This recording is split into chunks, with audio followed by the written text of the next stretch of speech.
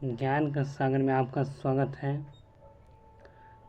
छठ पूजा में साँझ का अर्घ इसलिए दिया जाता है क्योंकि जब महारानी कुंती अपने पिता के घर रहती है अर्थात कुमारी अवस्था में रहती है तो उनके यहाँ एक सिद्ध ऋषि आते हैं तो उन्हें महारानी कुंती सेवा और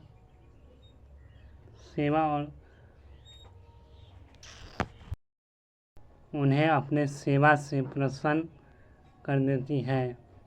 तो वो सिद्ध ऋषि प्रसन्न होकर महारानी कुंती को एक मंत्र देती है और वचन देती है कि जब भी इस मंत्र के उच्चारण करने के बाद जिस देवता को तुम चाहो उन्हें आवाहन कर बुला सकती हो।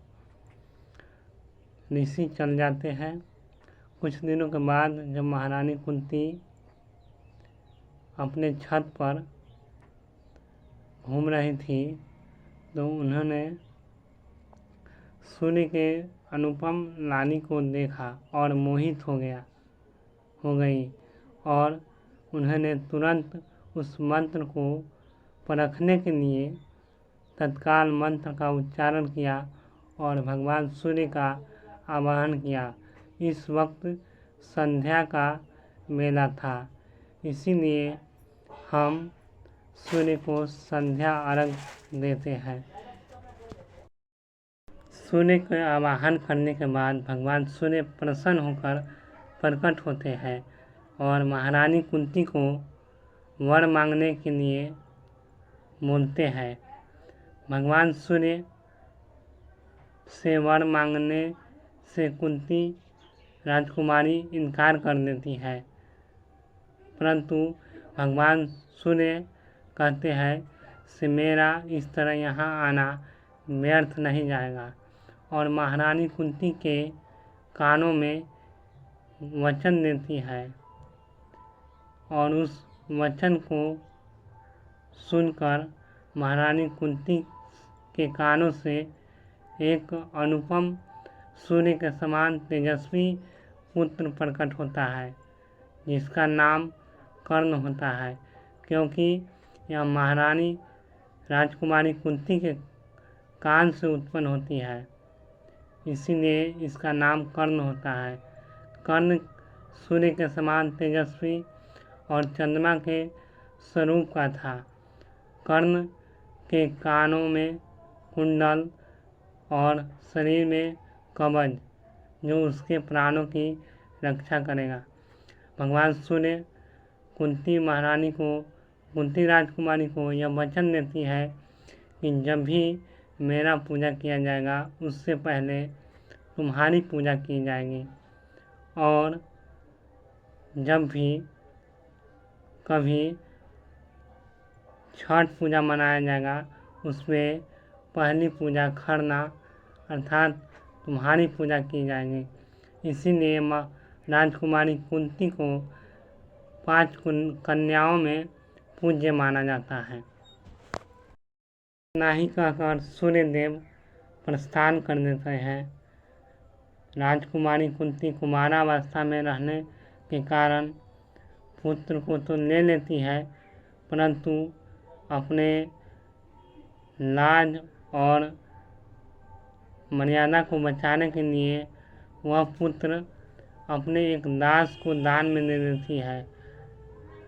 वो दास ले जाता है और गंगा के माध्यम से टोकरी में रखकर गंगा में बहा देता है। गंगा की धारा चलते चलते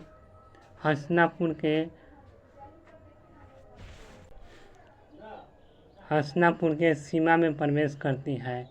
संध्या हो जाने के कारण रात भर वह गंगा के माध्यम से बहते बहते हसनापुर के सीमा में प्रवेश करता है।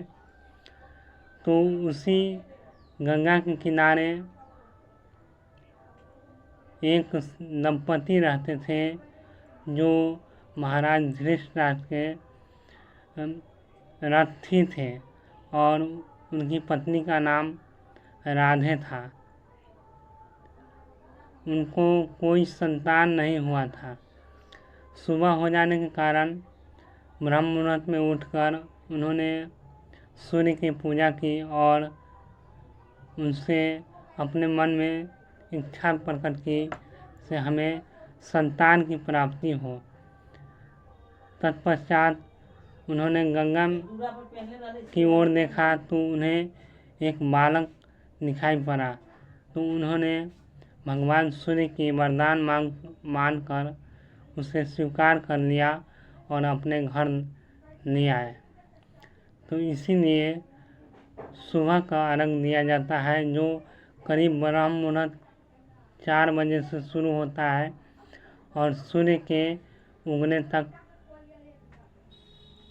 चलता रहता है। यही छठ पर्व की पूरी सच्ची कहानी है। इसी घटना में जब कर्ण को अंग देश का राजा घोषित किया जाता है तो ये अंग देश बिहार में स्थापित है और सूर्य की पूजा उसी काल से कर्ण अपने माता पिता की आज्ञा से करने लगता है। इसी कारण से अंग देश में होने के कारण जब राजा कोई पूजा करता है तो वहाँ की प्रजा स्वयं ही उस पूजा को स्वीकार करने लगता है। इसी प्रकार केवल बिहार में यह पूजा किया जाता है, क्योंकि अंग देश बिहार की सीमा में है और बिहार से सटे उत्तर प्रदेश के कुछ हिस्सों में यह पूजा किया जाता है। परंतु वर्तमान समय में यह विश्व के कई देशों में भी पूजा जाता है। जहाँ बिहारी है वहाँ ये पूजा की जाती है। यही छठ पर्व की सच्चाई है।